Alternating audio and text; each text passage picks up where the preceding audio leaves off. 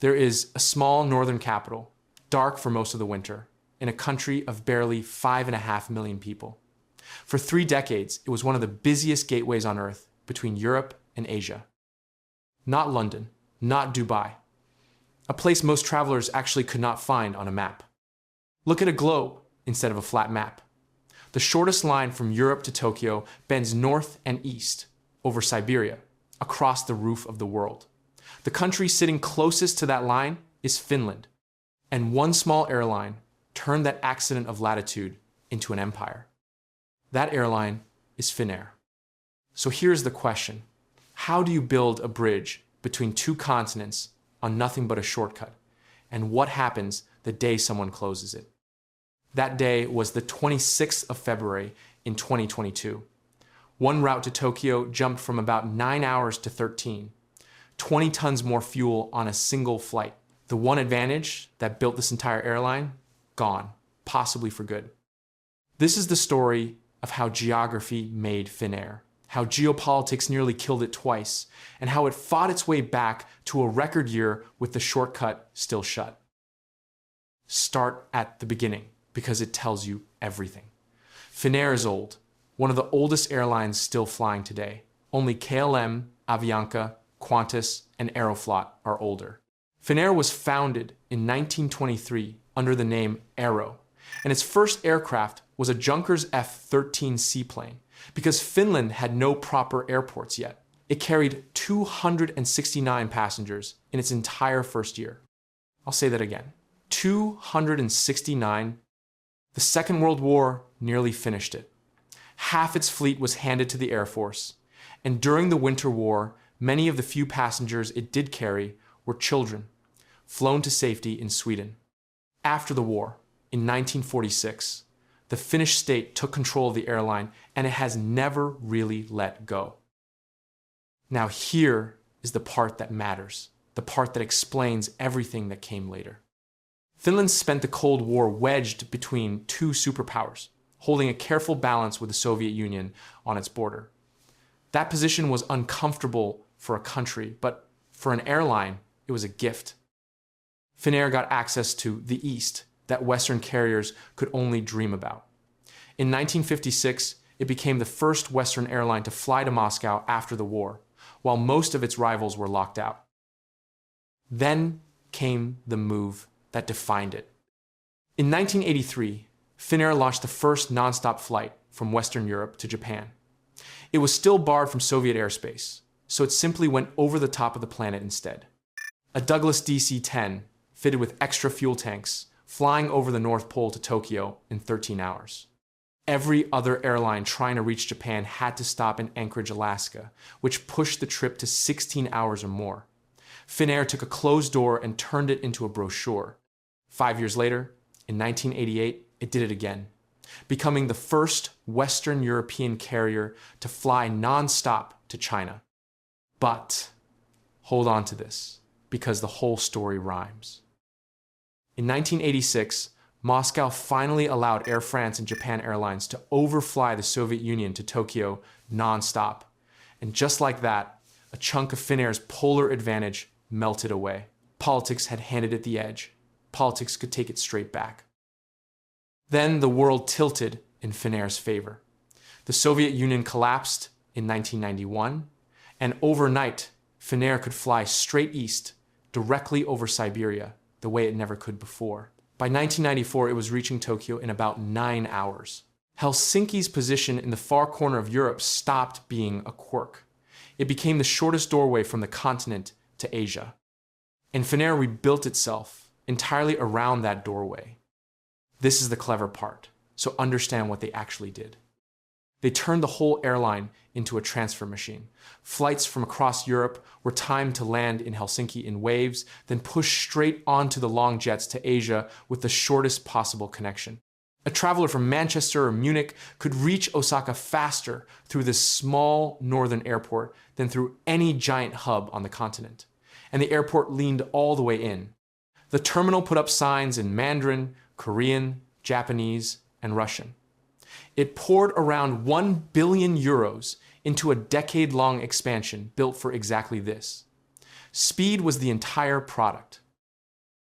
Then came the bet that sealed it. In 2007, Finnair became the first airline in the world to order the Airbus A350, the very first, a tiny carrier from a country of 5.5 million at the front of the global queue for the most advanced long-haul jet of its generation. It took its first A350 in 2015, the first European airline to fly the type, and that aircraft became the backbone of the fleet. Today, Finnair still flies around 18 of them, alongside its older A330s. By 2019, the whole machine was humming. Roughly 15 million passengers a year, around 80 aircraft, record profits, and it was about to discover the price of building everything on something it did not own. Because here is what almost everyone gets wrong about this story. They think Russia broke Finnair. That misses the real point entirely. Finnair's advantage was never truly its own. It was lent to the airline twice, both times by the politics of its enormous neighbor. Once during the Cold War, when it flew the eastern routes nobody else could touch. Once after it, when Siberia swung open. So the deeper question was never who would close the shortcut. It was whether any airline can survive when its entire identity is borrowed from a border it does not control. And in February of 2022, Finnair got its answer. And it was already bleeding before the airspace ever closed. The first blow was the pandemic. In April of 2020, Finnair grounded about 90% of its capacity. It lost more than 450 million euros in 2020, and more than 450 million again in 2021. The Finnish state, which owns more than half the airline, led a rescue worth around 500 million euros and wrote in 286 million of its own money, taxpayer owned and now taxpayer saved. Then, just as travelers started coming back, the second blow fell. The invasion of Ukraine in February of 2022, within days, Russia shut its airspace to every European airline. Finnair's last flight over Russia to Tokyo was on the 26th of February. The cancellations came almost immediately. Seoul, Osaka, Tokyo, Shanghai, Guangzhou all suspended inside a single week. And then something almost poetic happened. On the 9th of March, flight AY073 flew to Tokyo once more, but the long way, back over the North Pole. The exact route from 1983. 40 years on, the airline was flying its own history, because its future had just been taken from it. Finnair even brought back the old North Pole certificate it used to hand passengers in the 80s, a small souvenir of a detour nobody had asked for. The numbers were savage. Tokyo went from about 9 hours to 13.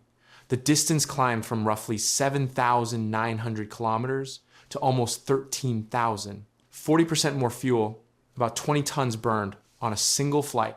Across the network, Asian flight times rose by anywhere from 10 to 40%.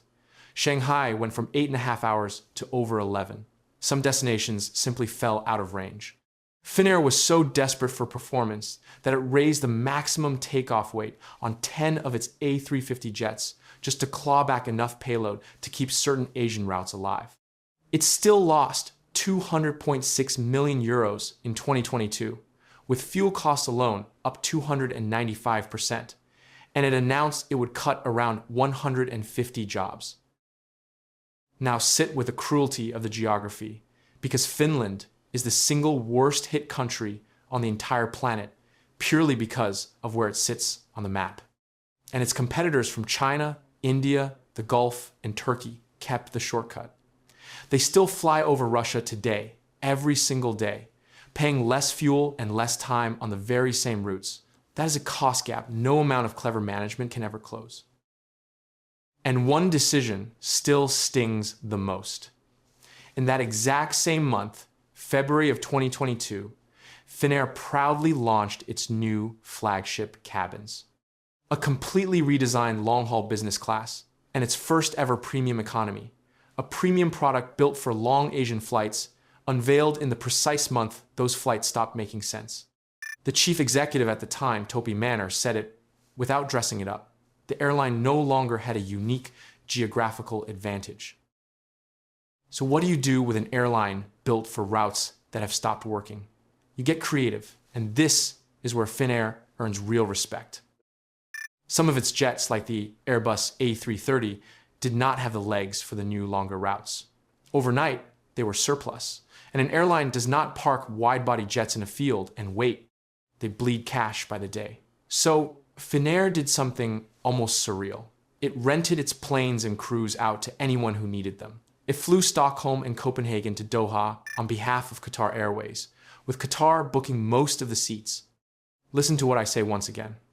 The airline that had just lost a shortcut was now flying feeder routes for a Gulf carrier that still had it. Those surplus A330s, useless for the long-haul east, turned out to be perfect for the short hop to the Middle East. Then it went further still. From late 2023, Finnair sent 2 of those stranded jets to the opposite side of the world to fly for Qantas, Sydney to Singapore and Sydney to Bangkok. Finnish crews would fly Helsinki down to Asia, then operate the Australian legs and turn back. Northern aircraft, designed around an Arctic shortcut, now working the bottom of the planet for an Australian airline.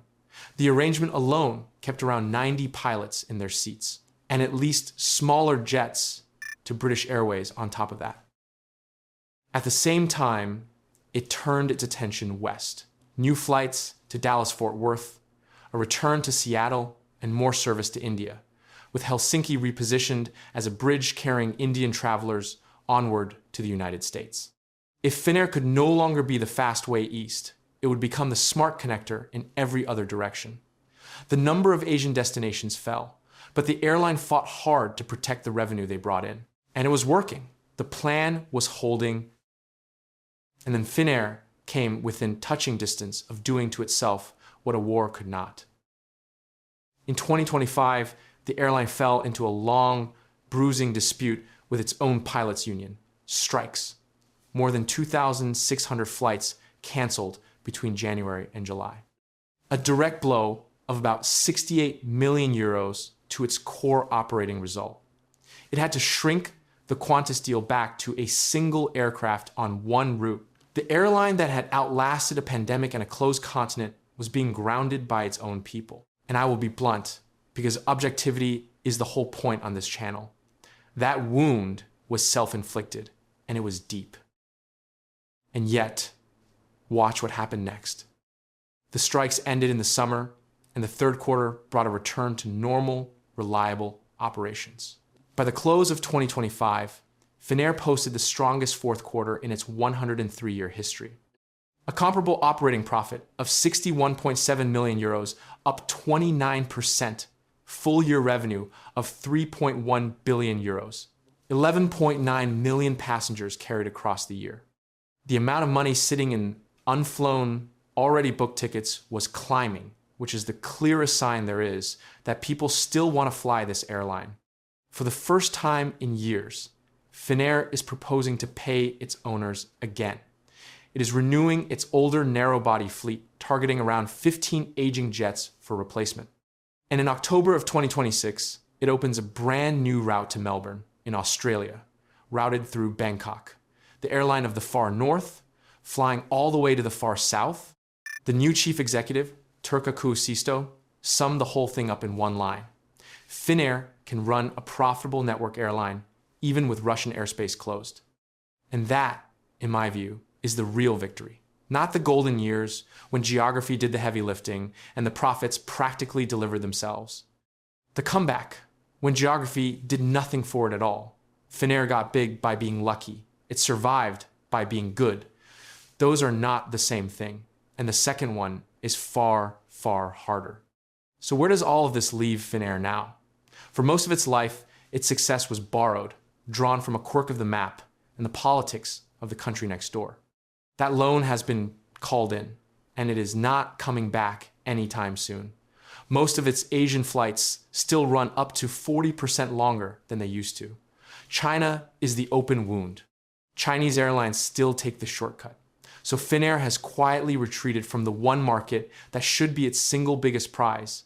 It has proven, beyond argument, that it can survive without its advantage. Whether it can truly grow without it is the question hanging over the next 10 years. Which brings me to the thing I keep turning over, and I want to hear your side. Which matters more in this business? Being lucky or being good? Finnair built an empire on a shortcut it was always going to lose one day. Then it clawed its way back without it. So was the entire golden age just a fluke of geography that was never built to last? Or did Finnair create something real that simply needs a new map to grow on? Make your case in the comments. There are two strong sides to this one, and I want to read them both.